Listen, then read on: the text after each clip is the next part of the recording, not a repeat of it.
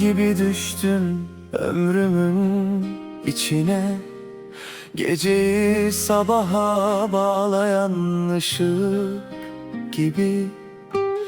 Üşüyen ellerime sıcak bir nefes oldun.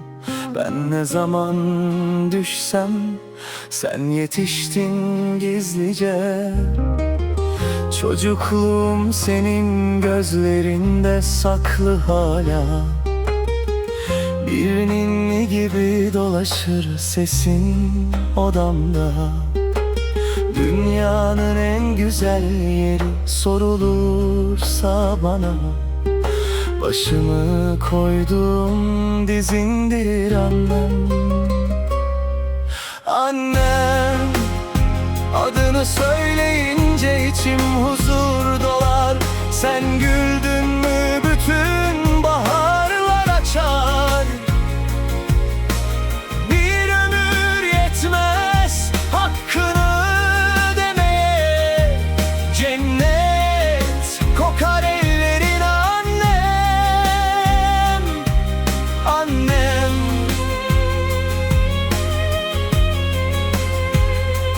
yorgun kalbimin en güzel sığınağı.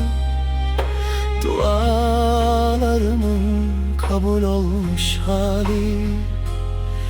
Ne kadar büyüsem de değişmez ki. Ben hala senin evladınım annem.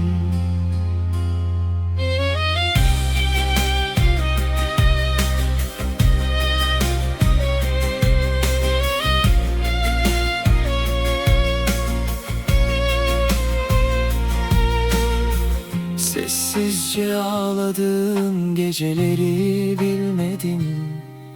Sen hep güçlü durdun gözlerimin önünde. Bir lokmayı bölüp bana verdin gizlice.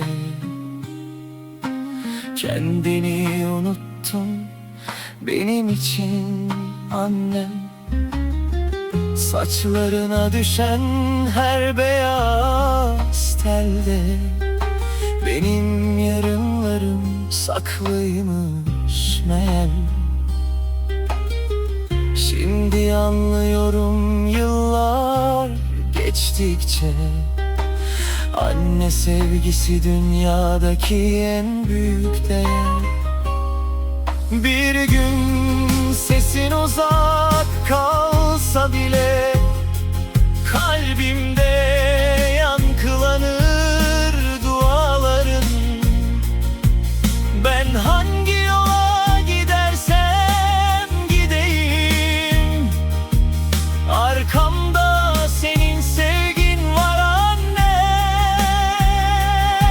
Annem, bu şarkı sana yazılmış bir teşekkür. Bir evladın kalbinden kopan ömür.